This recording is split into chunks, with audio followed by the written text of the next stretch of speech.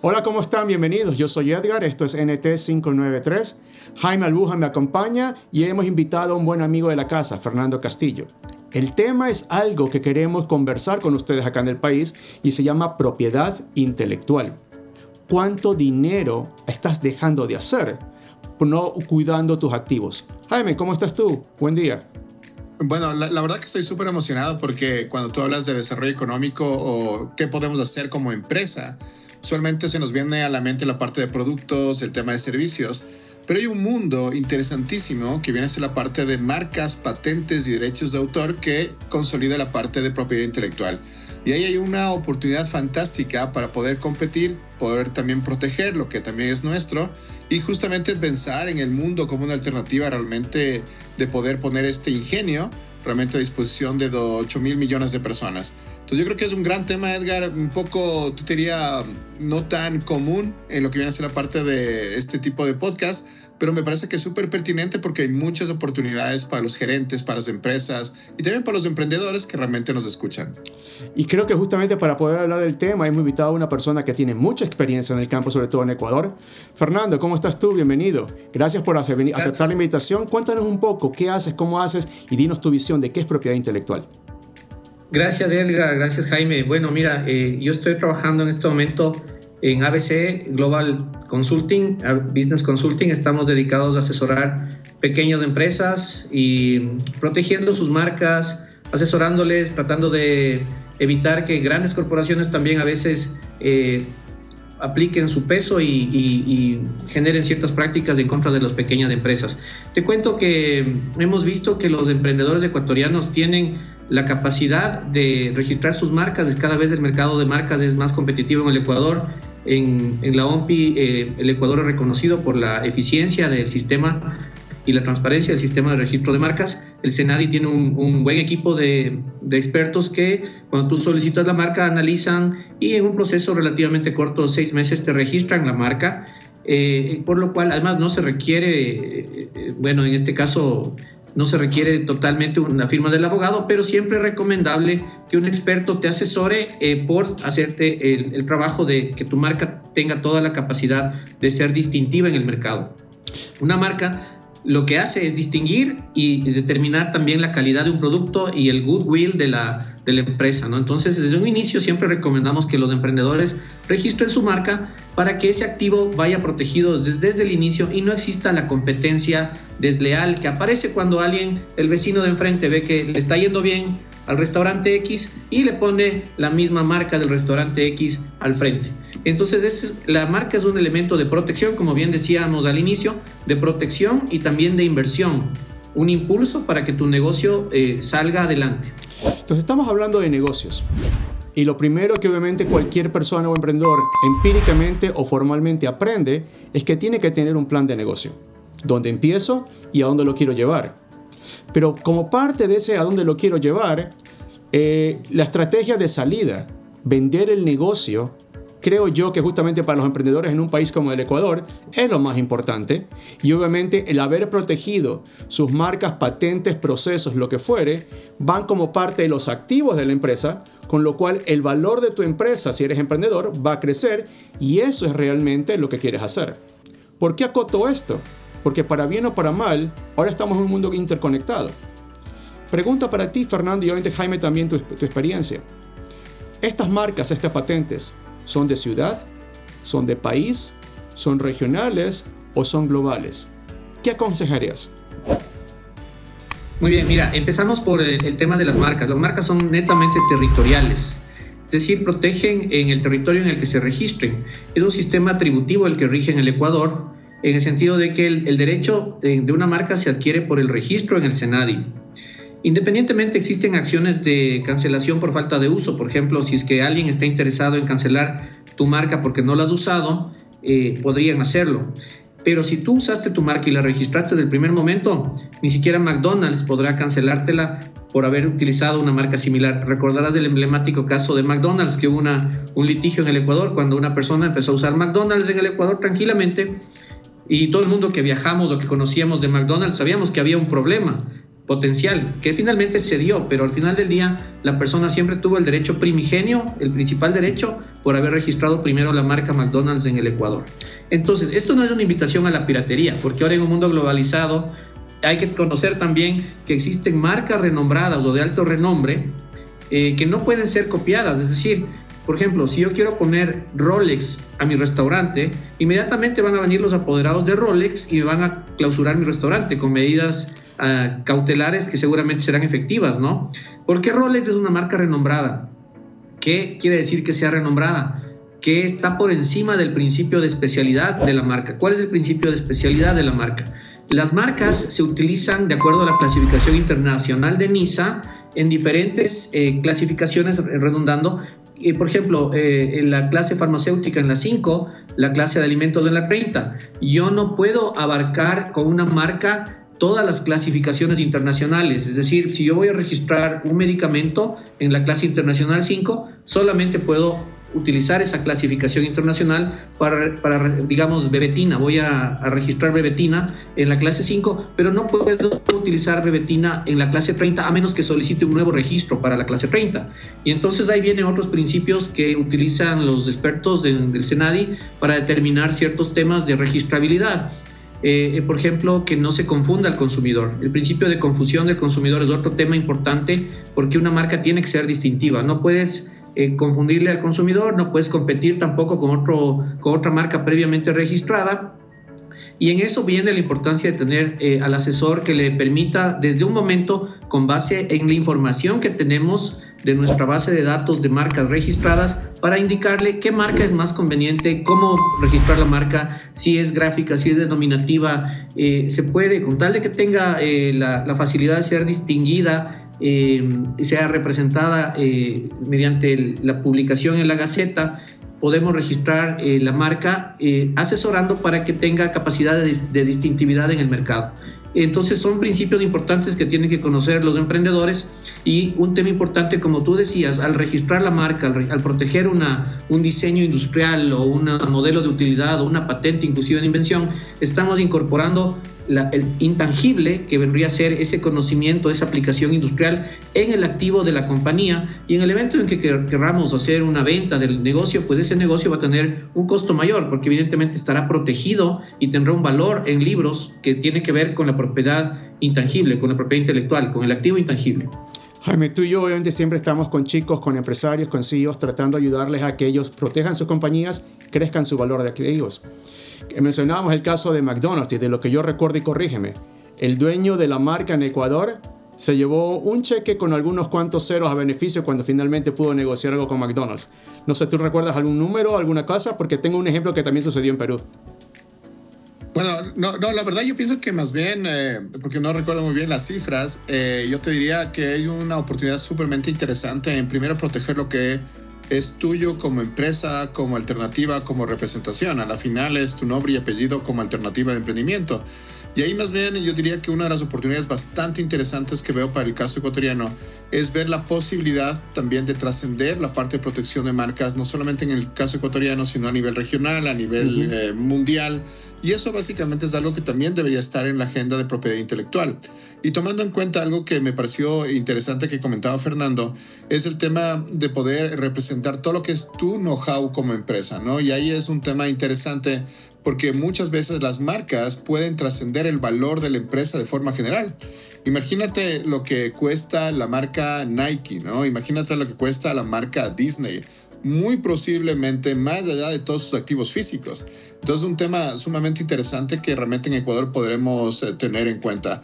Pero si hablamos un poco de anécdotas, un tema que realmente me gustaría también comentar a la audiencia es que las marcas, como tienen que trascender a nivel global, también deben tomar en cuenta un poco los factores culturales de varias regiones donde posiblemente podremos tener presencia. Ahí te digo, tuvimos una pequeña anécdota hace algunos años donde una persona quería exportar canelazo y muchas personas la escuchaban como Camel Azul. Entonces es un tema interesante que básicamente tenía estas restricciones culturales. Y al revés, aquí en Ecuador tenemos algunas marcas de vehículos que cambian, ¿verdad?, a nivel japonés porque básicamente suenan distinto. O empresas, por ejemplo, de cervecerías brasileras que cuando realmente van a lo que viene a ser la parte de Centroamérica por condiciones culturales también cambian. Entonces la marca es algo sumamente delicado, hay que pensarla realmente como tal, representa tu negocio, representa tu know-how y hay que protegerla.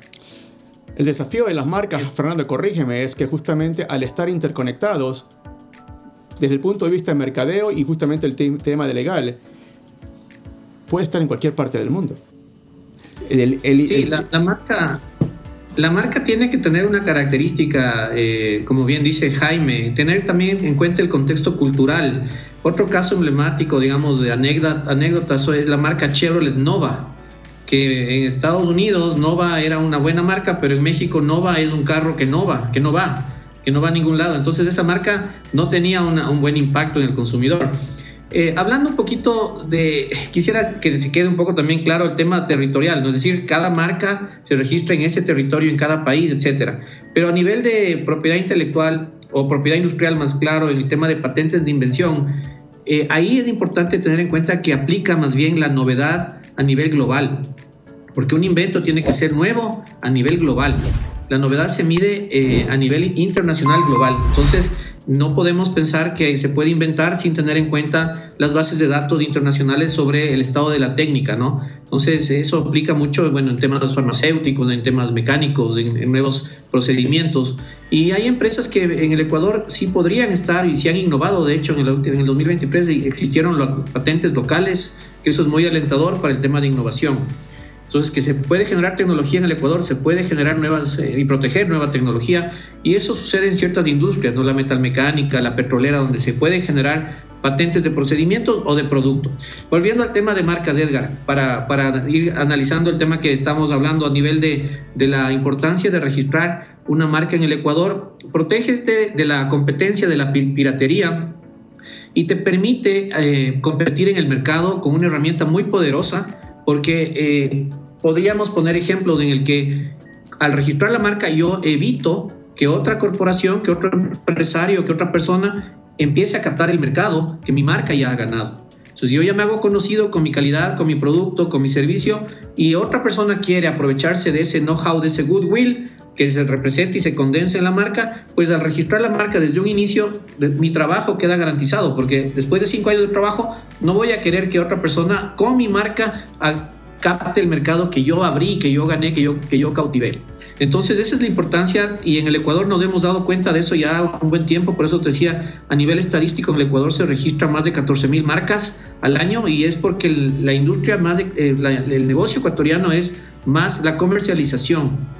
Lamentablemente la innovación, la investigación y desarrollo no está tan adelantado como en otros países del primer mundo. Hablemos de países de ingresos altos como Suiza, como Suecia, como Estados Unidos, de ingresos medios como China, como Tailandia, como Singapur, donde la investigación y el desarrollo están despuntando y generándose cada día. Cada empresa genera su activo de propiedad intelectual a través de invenciones, de software, a través de procesos, de patentes nuevas, y generando pues en la época en que vivimos ahora, todo es tecnología, ¿no? Nos damos cuenta de que ya no es la época que conversábamos al inicio del podcast en Venecia, donde se da la primera ley de patentes de invención y a los inventores les secuestraban para obtener información.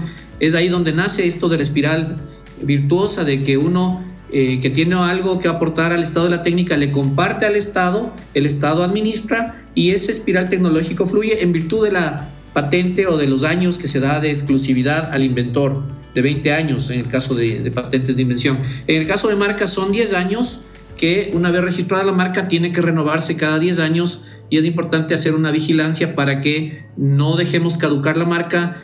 Además hay una publicidad, ¿no? Te decía, se publica una gaceta donde salen todas las marcas de otros competidores que podrían arriesgar tu inversión, y tú tienes que defenderte evitando que esas marcas se registren. Este sistema permite pues una industria sana, una competencia transparente en el mercado, y evita que se aprovechen del prestigio, del goodwill, el know-how inclusive de los inversionistas, de los emprendedores pequeños, medianos, grandes, etcétera, ¿no? Entonces esa es la importancia de contar con un sistema de protección de propiedad industrial y que permite a todos aquellos que quieran aprovechar de este sistema tener garantías y tener protección a nivel de competencia económica. Y creo que acá acaba de surgir algo muy interesante, porque afuera, en el mercado internacional, vemos el tema de marca, patentes y registros tal vez de un poco diferente. Y voy a darte un ejemplo para que justamente lo podamos entender en el país. Jaime, por ejemplo, tú en tu caso, tú tienes un doctorado y como parte del proceso, tú tenías que hacer análisis, recopilación de datos, preparar documentos, compartirlos, analizarlos, y eso se convertía en tu propiedad intelectual. Pero, por ejemplo, algo que a mí me sorprende del Ecuador y que no se ve y no lo he escuchado que lo estén haciendo: los doctores, los médicos. Ellos durante toda su carrera adquirieron conocimiento, pero lo más importante, desarrollan todos los días prácticas de cómo curar, cómo es un procedimiento, cómo es un protocolo para atender cierto tipo de enfermedades, pero que yo sepa en el Ecuador no las están documentando, mucho menos protegiendo y patentando. Entonces, para la audiencia, Jaime, rápidamente, si tú nos cuentas un poco en el proceso del doctorado, ¿qué significa hacer estos documentos que serían la base inicial para una protección de patentes y de marcas? Bueno, yo diría que está en función un poco de los sectores donde nos desempeñamos. Hay un tema relacionado con propiedad intelectual, en derechos de autor, cuando realmente algo está por escrito como tal. Ahí hay muchísimas oportunidades, algunos profesores que generan, por ejemplo, metodologías. Las metodologías pueden estar plasmadas en libros pueden tener derechos de autor pueden globalizarse, ¿no?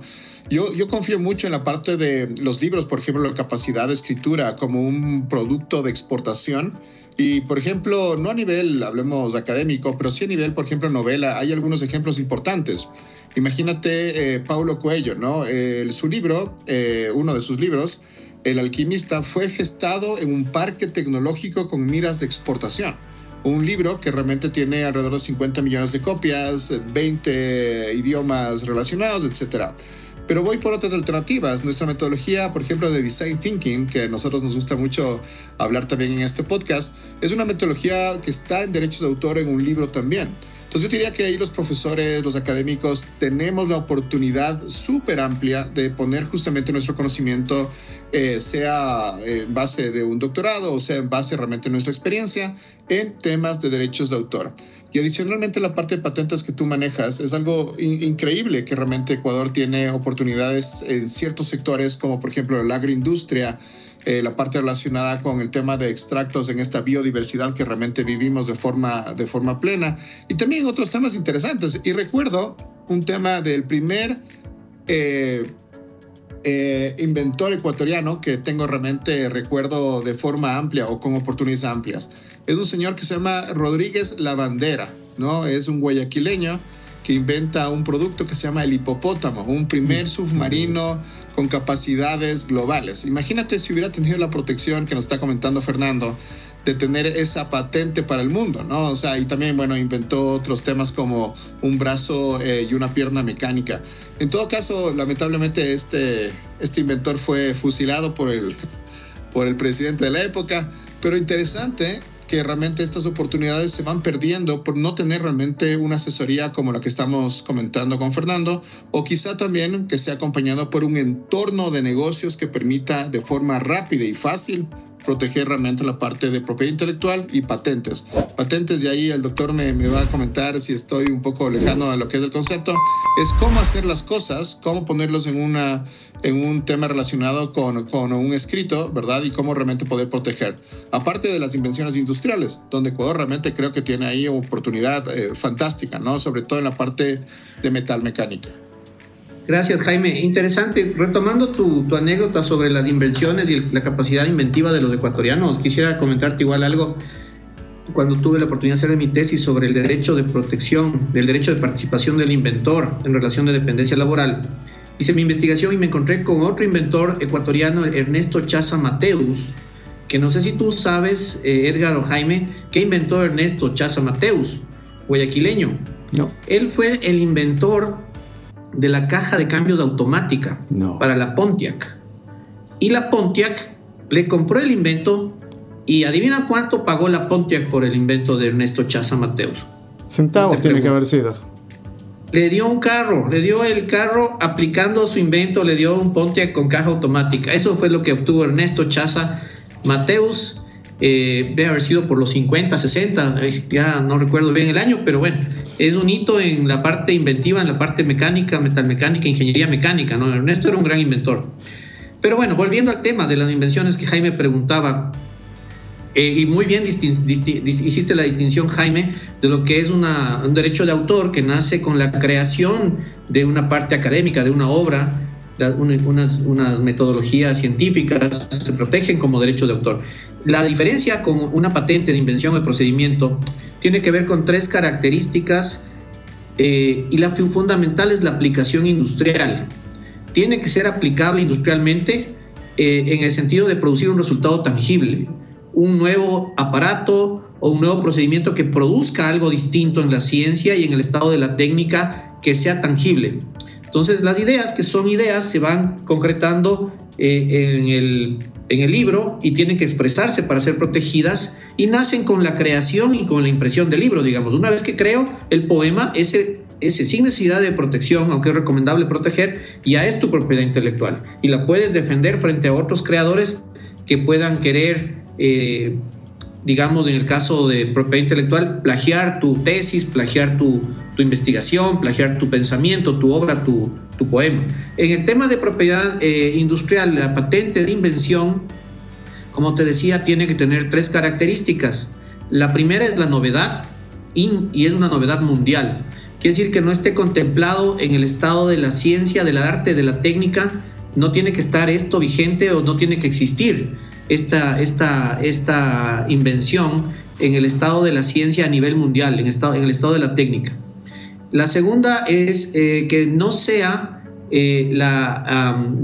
evidente para un experto técnico esa invención, ¿no?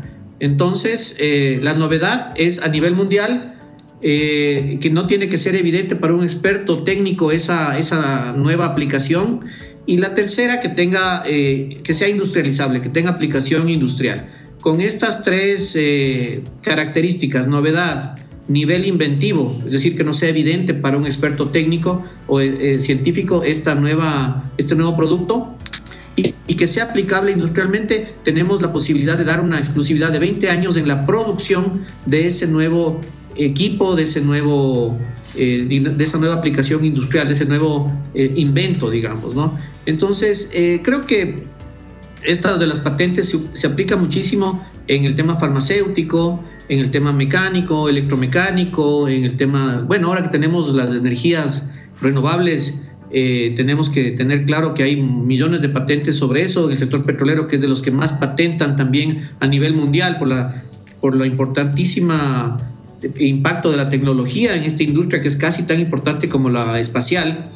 Y obviamente a nivel espacial, las tecnologías espaciales seguramente Musk habrá patentado todos sus cohetes y la ciencia que tiene para que el cohete despegue verticalmente y luego aterrice verticalmente, algo que me parecía imposible hace 20 años. Entonces, claro, el nivel de ciencia que tenemos hoy en día exige que las universidades, que las empresas busquen la forma de lograr que el Ecuador también salga adelante en el tema científico-tecnológico, ¿no? Con lo que denominamos investigación y desarrollo, que tú debes, Edgar, conocer muy bien, con tu experiencia en corporaciones enormes. ¿Cuánto destinan a investigación y desarrollo las grandes corporaciones en los países ricos, ¿no? Los países que tienen ingresos altos? Bueno, efectivamente es un valor importante. Dependiendo del tipo de negocio, si es industrial o si es tecnológico, puede variar desde el 10% hasta el 20% de tus ventas, solo en investigación y desarrollo. Es un número muy, muy importante. Los presupuestos en el Ecuador no creo que rondan el 2%, y esto es con suerte. Entonces se destina, pero más allá de eso, no es cuánto destinas. En el ejemplo que mencionabas del Pontiac, ponte a pensarlo. La empresa americana, que está muy acostumbrado al tema de patentes y marcas, ellos ya sabían que era mucho más barato pagarle al inventor de Guayaquil, que tratar de desarrollarlos ellos mismos, usando el ejemplo que estamos hablando de investigación y desarrollo. Ellos tienen el dinero, tienen conocimientos, tenían ingenieros, a lo mejor les iba a tomar 5 o 7 años, con todo lo que esto implica de inversiones anuales. Era mucho más sencillo ver, ya existe, le compro la propiedad intelectual, le compro la patente y hice un negocio, porque al final del día el señor ganó dinero. A lo mejor no entendía cuánto era el valor de su invención. La compañía Pontiac en su momento sí lo sabía. Y juntando esos dos puntos que estamos hablando, era mucho más barato pagar, hacer la mía y volver a evolucionarla. Y eso es lo interesante del negocio de las patentes, no solo en el país, sino eso es como sucede a nivel global. Cuando yo trabajaba en la corporación que estábamos hablando, el término de regalías por uso de patentes representaba el 10% de lo que nos ingresaba a la compañía. Hagamos un ejemplo en el Ecuador. La compañía más grande no privada, que es un comisariato, factura 2,5 billones con B. Si ellos tuvieran patentes o marcas y dándolas en regalía, sería aproximadamente 250 millones de dólares de ingreso adicional y el margen obviamente es alto. Entonces es muy interesante. Pero hablemos ahora del país, porque si te damos cuenta, no es solo proteger, sino que se convierte en una fuente de ingreso.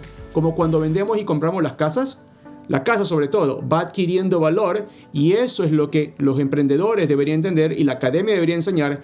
Creen todo lo que más puedan, vean lo que sucede a nivel mundial, porque como en el caso de Pontiac, va a venir alguien y les va a comprar. Pero hablemos ahora un poco del tema, combinemos un poco, porque eso es el mundo físico y creo que ahora viene lo más interesante, que es el mundo digital.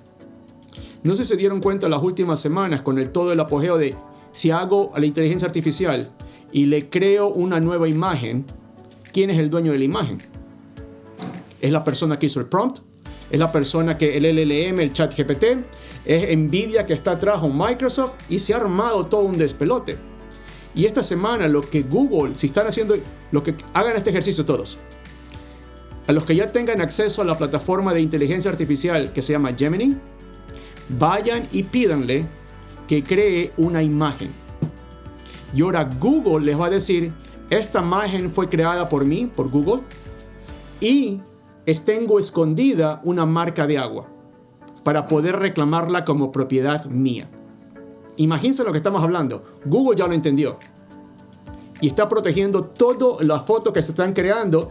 Y ya vamos a hablar un poco de lo que son estas marcas de aguas. Jaime, ¿qué opinas? Fernando, imagínense, Google ya lo entendió, estamos hablando de regalías y ya se quieren hacer justamente apropiar de todas las imágenes que se creen.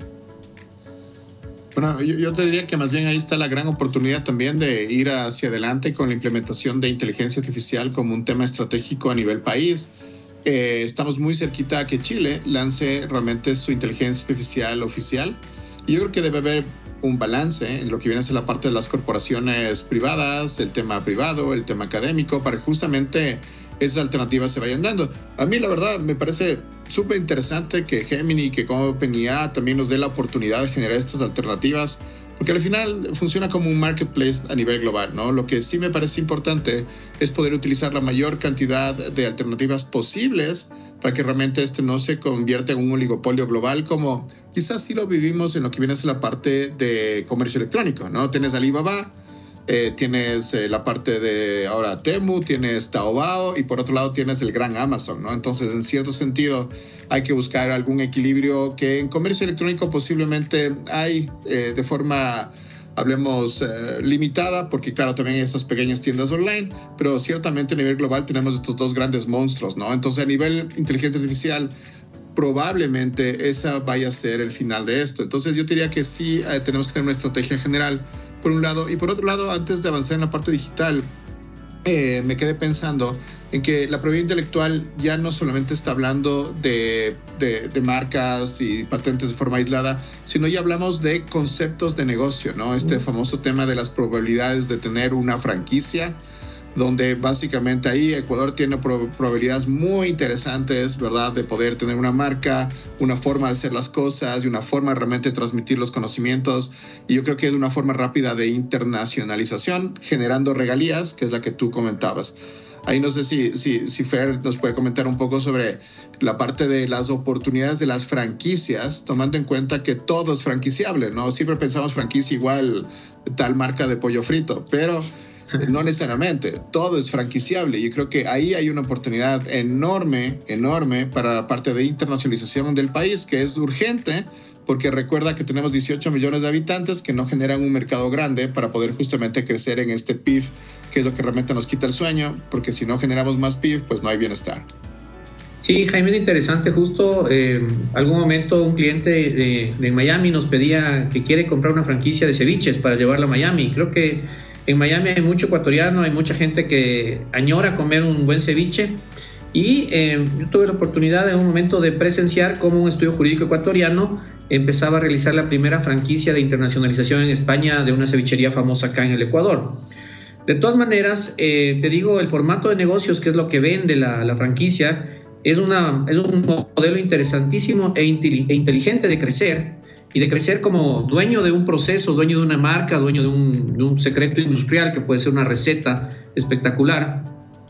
Y tú pues haces un formato y le vendes al potencial, no solo uno, sino varios en el Ecuador o fuera del país, una vez que esté consolidado, un formato de negocio utilizando el concepto de regalías, de derechos de entrada y tiempo, ¿no? Normalmente las franquicias se venden por tiempo, se renuevan, y es una forma que necesitas, claro, vender un negocio seguro, por lo cual es muy importante contar con asesoría experta para que te levante todo el proceso operativo, todos los manuales operativos, el plan de capacitación, y también tener la participación del propio dueño del negocio, quien es el que sabe qué es lo que hace bien y qué es lo que vende bien.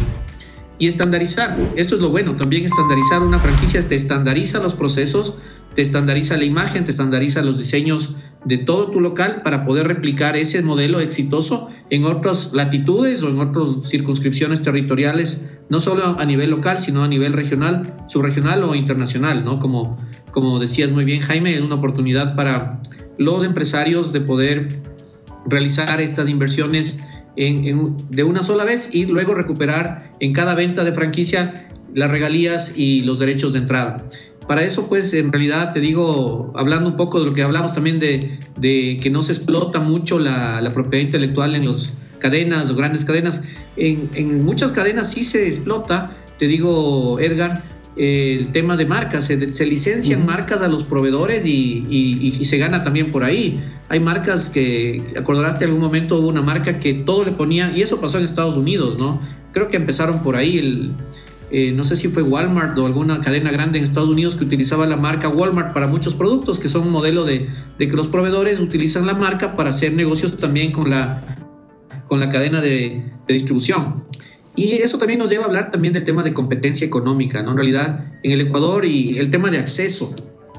Y de acceso justo, lo que hablaba Jaime un poco, ¿no? Hay que tener equilibrio, porque también el pequeño comerciante a veces tiene que luchar con grandes barreras, con grandes distribuidores, con grandes cadenas que muchas veces imponen también sus condiciones y de alguna manera, sí, algunas son muy responsables corporativamente, otras no tanto. Entonces, claro, el derecho de competencia es otro tema de otro podcast, pero también es interesante hablar de nuevas normativas que vendrán para proteger los intereses de los competidores en el mercado con relación a prácticas de competencia desleal, sobre todo. Por otro lado, creo que es importante también hablar de lo que decía Jaime, bueno, ya del derecho digital. Es un tema bastante complejo que Edgar conoce mucho. También nos puedes comentar del tema de cómo manejan los conflictos en relación con la IA en tu ámbito, ¿no? Pero claro, a mí me sorprende muchísimo el tema de que la inteligencia artificial, lo que tú dices, el tema, la inteligencia artificial nos está dando a nosotros la oportunidad de hacer, de poner toda nuestra inventiva en el chat GPT o en Gemini, donde tú quieras, y le proponemos y hacemos unas buenas propuestas y el resultado puede ser maravilloso, pero no nos va a pertenecer a nosotros. Eso es lo que me acabo de enterar, Edgar, gracias a tu comentario. Entonces realmente es más o menos lo que sucede con el acceso, por ejemplo, con la disparidad, con la asimetría que existe entre alguien que tiene tecnología, capital, poder económico, posicionamiento, y alguien que no la tiene. Entonces, en este momento, las personas estamos entregando nuestro conocimiento, nuestra creatividad a la inteligencia artificial, y la inteligencia artificial está recopilando todo y en un momento dado nos va a decir esto me pertenece. A pesar de que lo podamos aplicar ahora libremente, en algún momento podría ser que esa inteligencia artificial acapare los conocimientos. Esa es la inquietud que te hago, Edgar. Ok, usemos un ejemplo, porque en el Ecuador sé que a todos ustedes les gusta usar una herramienta de inteligencia artificial. Suno, para crear los jingles, para hacer pequeñas músicas. Ahorita en los Estados Unidos, y bueno, vamos primero. Suno habilita un montón de cosas para que todos podamos ser muy creativos musicalmente hablando. Pones música, pones jingles, combinas, pones fotos, pones absolutamente todo. Los abogados de Suno ya están comenzando a decir, todo lo que ustedes han creado es mío. Uno por uno. Y te están demandando. ¿Y sabes lo más gracioso que está haciendo Suno? Porque todos creamos, ¿verdad? Y lo que creamos lo posteamos en cualquier red social. En Instagram, TikTok, Facebook, la que fuere. Suno es muy inteligente. Está demandando a cada una de estas compañías. Hey, usaste este software mío que lo usó tal persona porque pueden rastrear quién lo hizo. Lo posteó en Instagram. Tienes que pagarme ahora regalías por el uso de esto de acá. Entonces, ya hay ese modelo, ya está pasando. YouTube, en cambio, hace al revés. YouTube, si tiene una música, te la bloquea. Si es que no viene... Cuando los que creamos contenido en YouTube, ellos tienen una librería de sonidos y de músicas. Y obviamente, ya les voy a explicar un poco cómo funciona la parte digital. Pero ellos saben que esa es la de ellos y la dejan pasar. Pero si viene de afuera, te bloquean el video. Porque ya los están demandando a YouTube.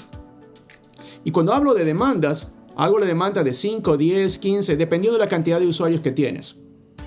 Para los que tengan YouTube, cada vez que ustedes pongan una música en cualquiera de sus videos, dense en cuenta que en la parte inferior sale música provista por tal persona, porque entonces YouTube considera que esa música, que la pagó alguien que la cree y le paga regalías en función de eso. Ya está pasando. Porque el mundo digital lo permite y lo facilita. Dejen darles otro ejemplo porque creo que sería bueno ahora aterrizar todos estos conceptos corporativos al mercado ecuatoriano. ¿Se acuerdan cuando los grandes autores firmaban las obras de arte que ellos hacían? Para decir, esta es mía, y tú pagabas era por la firma. No, la pieza tiene un valor, pero más pagabas era por la firma. Al ecuatoriano hay que enseñarle a que cree este tipo de firmas en todo lo que hace. Antes, por eso justamente le preguntaba a Jaime, cuando tú escribes un documento formal para que justamente en los tesis de doctorado sepan que es tuyo, tú tienes que hacerte responsable y lo compartes. Hoy se ha perdido esa costumbre en todas las cosas que hacemos intelectualmente a nivel profesional o cualquier cosa en el Ecuador. Pero no estoy hablando de firmas físicas, sino de firmas digitales. ¿Por qué digo esto? Y usemos unos ejemplos. Digamos que quiero comenzar a hacer, y voy a hacer dos ejemplos. El primero es fotos. Fotógrafo normal del Ecuador, que se dedique a tomar fotos de diferentes escenarios, gente contenta, gente triste, y que le ponga una marca de agua digital. Hay una compañía en el exterior que se llama Stock, que es el de las fotos. Y si usas esas fotos, el negocio es, tienes derecho a usarla, pero me tienes que pagar algo a mí. Entonces, ¿te imaginas que en el Ecuador le digamos a todos los que tienen una cámara o video, comienza a filmar en función, ponle la marca de agua tal como lo hace Google o Suno, y automáticamente a lo mejor ya puede comenzar a vender no solo en el país, sino a nivel internacional. Y si tú lo tienes una cámara. Hablemos de la inteligencia artificial, porque Google lo está haciendo. A todos nos gusta crear imágenes. Empecemos a sobreponer una marca de agua. Porque eventualmente es lo que hablamos con el tema, el ejemplo que diste del chico este de Guayaquil, que voy a tener, se lo voy a anotar acá para que todos lo investiguen. Es algo increíble. Vendió algo a Pontiac cuando era una compañía sumamente grande. Le dio un auto que igual es plata. Pero imagínate si todos los ecuatorianos, por crear alguna cosa, viene una compañía del exterior y nos comienza a pagar por alguna cosa que hemos hecho. Porque es más barato comprarla que desarrollarla. Y creo que eso es lo que tenemos que decirles a los ecuatorianos. No importa si justamente tu condición social, no importa qué tan corporativo seas, lo que creas, lo que desarrolles, ponle una marca de agua. No sé, ¿qué opinas tú, Fernando? Te veo los símbolos de dólar en los ojos ahorita.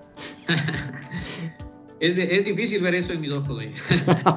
Pero bueno, la cosa es que definitivamente sí, el orgullo de crear, de ser autor, ya nos lleva al punto del derecho moral, ¿no? Porque el derecho de autor tiene derecho moral y derecho patrimonial. El derecho moral es irrenunciable. A nivel mundial, el autor siempre va a ser el autor y puede evitar que su obra sea distorsionada, que sea manipulada, que sea utilizada sin su consentimiento en la forma en que él lo creó. Pero si el derecho patrimonial ya lo cedió, lo vendió, pues ya lo perdió. Sí, hay que tener claro esos aspectos de la autoría. A nivel de propiedad intelectual, ¿no? Los derechos de autor. Ahora hay los contratos de edición, donde evidentemente también tenemos un símil en la parte digital, en la parte de software.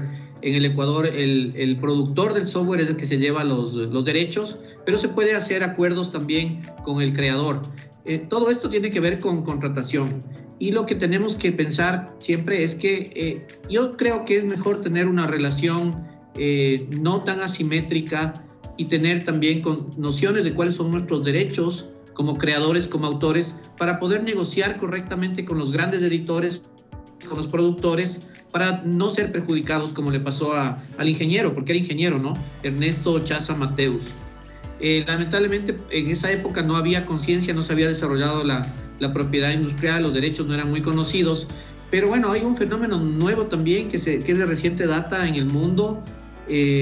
Ustedes saben el tema de Nagoy, el convenio de diversidad biológica también, y los conocimientos ancestrales. Esto está también siendo protegido de alguna manera en el SENADI, lo que nos lleva un poco a lo que decía Jaime, conversar sobre qué pasa cuando quiero yo utilizar como grano de farmacéutica algún tipo de conocimiento ancestral que está depositado en el SENADI.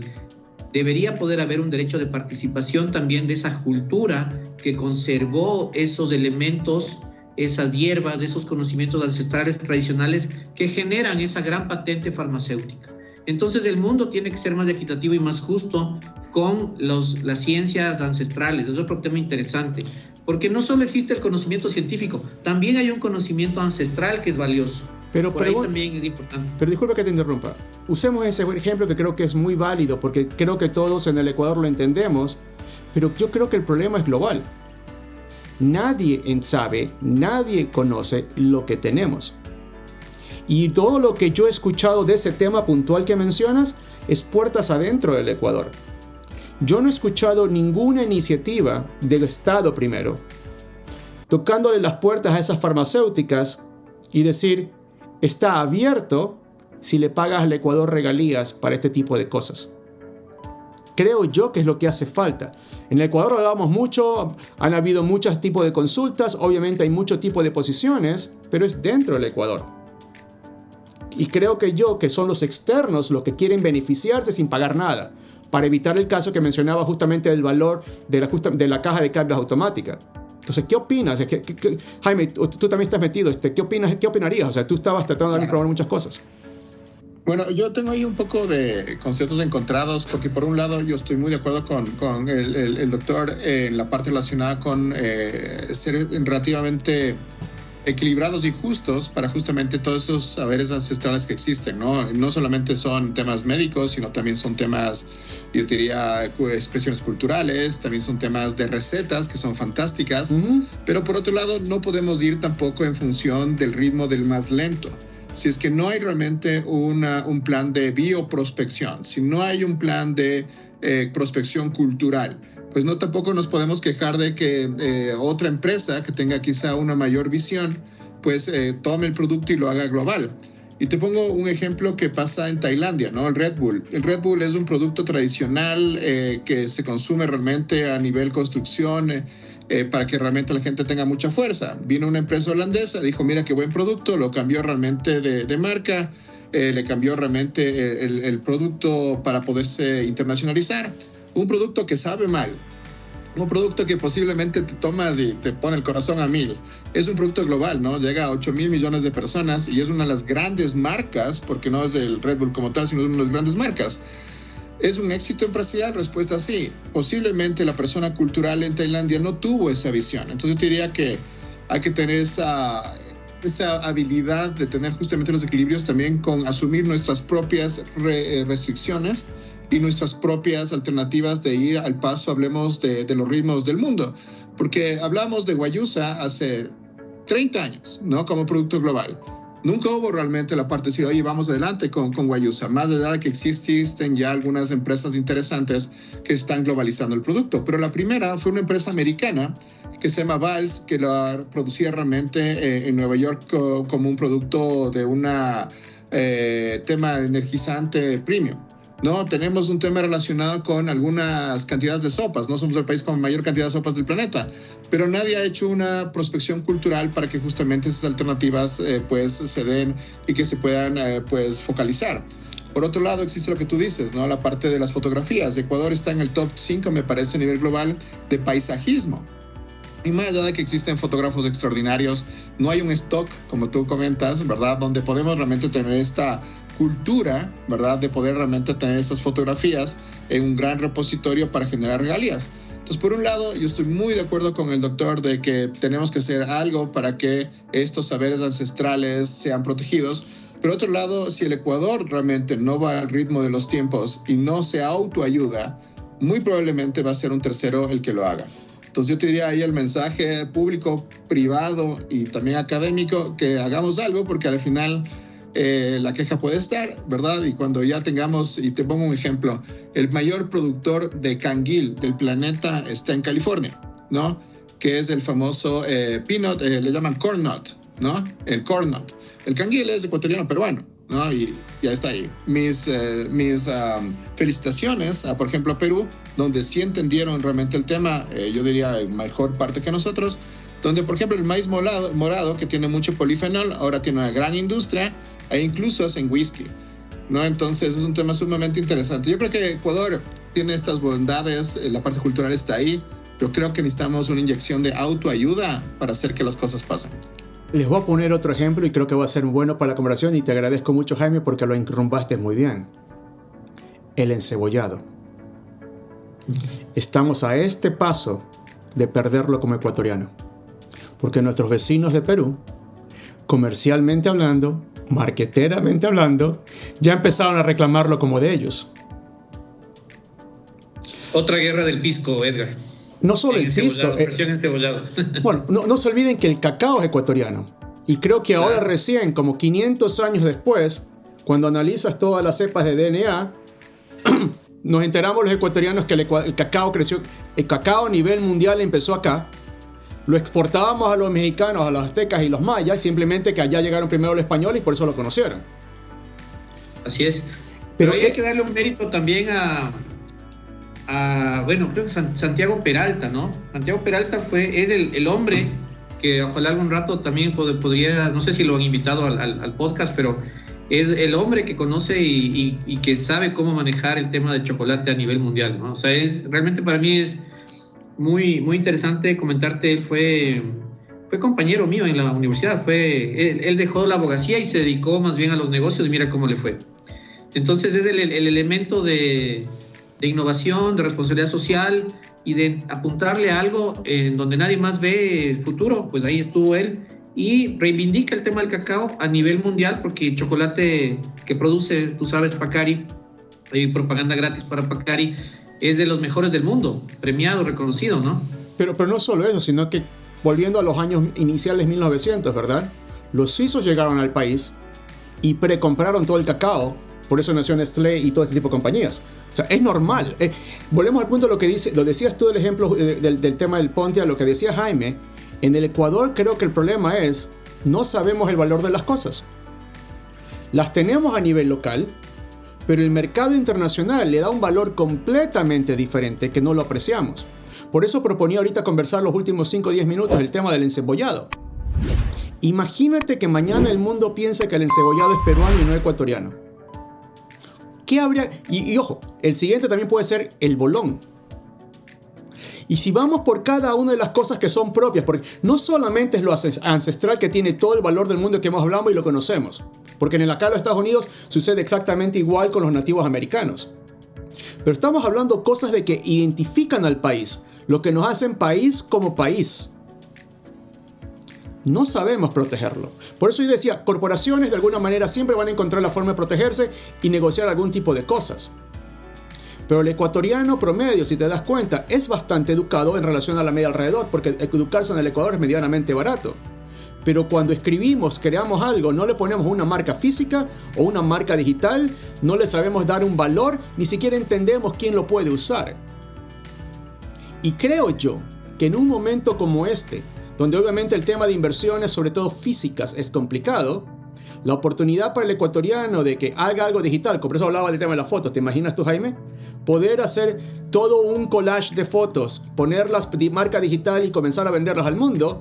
Un fotógrafo que esté en Guayaquil, en Quito, en Cuenca, que se dedique durante 3 meses a hacerlo, a lo mejor tiene un ingreso mucho más alto de lo que tiene el día de hoy. ¿Cómo industrializamos eso? Y hay que decir al fotógrafo que registre su marca como marca de productos, de gráficos, ¿no? Entonces ahí que nos contacte. Exactamente, que su nombre, pero lo más importante es cómo, cuál va a ser, porque no es el nombre la marca, es esa marca de agua, porque entonces en cualquier lugar del mundo, con software, como lo está haciendo ahora Google, hey, este es mío, porque está guardado y lo puedo probar. Y ese es el valor, y hay que protegerlo. Sigamos con ejemplos. Las pastas, o sea, los artesanos de chocolates, no chocolates, las pastas con dulce del Ecuador, el membrillo, todo ese tipo de cosas, no existen acá afuera. ¿Te imaginas, por ejemplo, poniéndole a caso del Red Bull? Cuando quieres hacer un poco de ejercicio, tienes el membrillo. Es la mejor forma, el azúcar concentrada, tiene suficiente proteína, es así de chiquitita, te la pones en cualquier bolsillo y sales a hacer cualquier tipo de deporte. Pero no lo estamos, no existe. Y ni siquiera le digo a una marca, Nestlé o alguien de afuera, oye, cómpramela.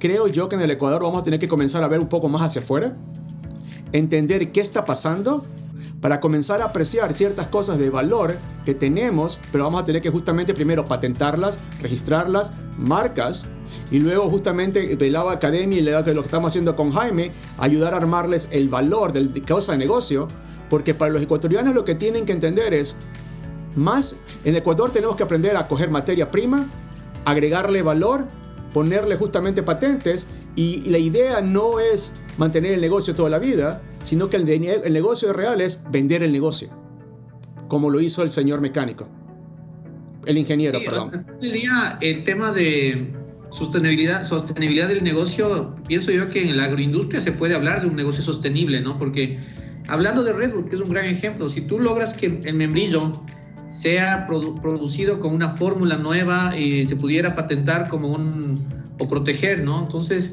tendríamos exclusividad en el mercado global. O sea, es un proyecto interesante lo que tú dices, o sea, pero hay que meterle innovación, hay que meterle investigación para poder sacar algo patentable. Bueno, primero hay que meterle cabeza. Claro. Porque lo gracioso es, no existe acá afuera. O sea, no tienes que cambiar el proceso. El producto ya está. Hay que formalizar el proceso de cómo llegas a ese producto, que no está acá porque si no lo hicieran. Te pongo un ejemplo. No entiendo bien obviamente cómo se genera el membrillo porque no soy experto, pero los cubanos tienen la caña de azúcar. Nosotros también la tenemos, pero ellos no tienen nada similar. Y tienen el producto. La Florida es lo mismo. Entonces, es lo que decía. Tenemos que empezar a ver afuera qué existe. Ahora mira, hay ejemplos también hablando ya de temas agroindustriales, o sea, hay productos maravillosos que se han generado en otros países, por ejemplo el tema de la maca negra, que es un gran producto que genera una gran ayuda, es un vitamínico muy bueno, que se produce en Perú fundamentalmente, ¿no? Y en Ecuador también se produce, pero las características del suelo peruano hacen que en Perú sea mucho más eficiente y tenga más zinc, más de magnesio, mucha más potencia la maca peruana. Pero la gente de Asia, los chinos, empezaron a llevarse todas las semillas y plantaron en China y no les funcionó. Entonces son temas de protección, en realidad de protección de nuestros productos, protección ya a nivel estatal, de tener una política o retomar políticas que si en algún momento existieron, de la soberanía alimentaria, de la soberanía cultural, de la soberanía de saberes ancestrales, y desarrollar a partir de ahí innovación y tecnología para poder esa potencia llegarla a concretar en algo industrializable, en algo a nivel mundial. Son ideas muy buenas, Edgar, que tú estás dando aquí a los empresarios que nos escuchan, para que empiecen a ponerse las pilas y que eventualmente tengamos un Red Bull ecuatoriano en el futuro. Jaime, palabras finales para nuestra querida audiencia. Yo creo que existe una oportunidad gigante para lo que viene a ser la parte de propiedad intelectual, el tema de marcas, patentes, derechos de autor. Y yo quisiera finalizar también con una oportunidad que creo que también hemos conversado hace algunos años, que es la posibilidad de generar productos globales, ¿no? Fernando mencionaba el tema de la maca, y es un producto global, ¿no? Puedes vender a 8,000 millones de personas, porque claro, este producto andino es muy bien recibido para la parte de andropausia, menopausia, que a todos nos va a tocar. En todo caso, un tema súper interesante, imagínate proteger este tipo de especies, pero hay que ir muy en función de los tiempos, porque si no vamos a tener algunas frustraciones viendo que otras alternativas que tuvieron una mayor visión, pues lo están logrando. Y concluyo con una anécdota de lo que viene a ser la parte de la exportación de la quinoa real de Bolivia, que es un gran producto, un producto global. Y Bolivia estaba muy disgustado porque el primer productor o uno de los top 3 productores de quinoa a nivel global ahora es España. Entonces estaba muy disgustado, ¿no? Porque decía, oye, pero este es mi producto. Sí, fue tu producto, pero no tuviste la visión para hacerlo global ni tampoco protegerlo. Entonces, en conclusión, yo te diría que hay un componente muy fuerte de autoayuda. Es urgente cambiar la visión sobre cómo hacemos promoción de productos, servicios y propiedad intelectual. Y Ecuador, con uno o dos de esos productos, muy probablemente podría aumentar el tema de bienestar general, que es lo que en este programa también siempre pues discutimos. Fernando, ¿algunas palabras finales? Sí, no, encantado de estar aquí. Gracias por la invitación, Edgar y Jaime. Ha sido muy, muy interesante conversar y dialogar con ustedes. Estoy a la orden para futuras intervenciones en otros temas o en estos mismos temas. Y el Ecuador, pues, en realidad es un país tan querido que tiene tantas cosas lindas, tanto bagaje, tanta cultura, tantas potencialidades, que lo que ustedes hacen con este programa realmente fomenta mucho ese espíritu de emprendimiento, ese espíritu de salir adelante. Es que les felicito y pues gracias por invitarme. Y a ustedes que nos están viendo, si eres corporativo, obviamente acá en el foro hay experiencia para poder ayudarlos y nos interesa ayudarlos. Entonces pueden comunicarse con Fernando, con Jaime, conmigo. Y la idea justamente es poder ayudarlos a irse afuera. Pero yo creo que ahora lo más importante es este mensaje para la mayoría de la audiencia del país. Lo que tú trabajas, lo que tú sabes, también tienes que protegerlo. Queremos que esa experiencia, que ese caso de éxito de la caja automática, se dé en algunos de ustedes. Entonces, si no lo saben hacer, comuníquense con nosotros. Si eres digital, si eres del mundo geek, ya creo que entiendes un poco mejor la importancia de la marca de agua. Porque ya Google lo está haciendo, Suno lo está haciendo, y no importa si el código que tú estás escribiendo es pequeño, es grande o lo que fuere, hay que comenzar a protegerlo. Comuníquense con Fernando. Queremos que todos los ecuatorianos puedan tener ese caso de éxito. Yo soy Edgar Moyano, me acompañó Fernando y Jaime. Esto es NT593 y los esperamos para una siguiente vez. Un fuerte saludo y los esperamos la próxima. Cuídense.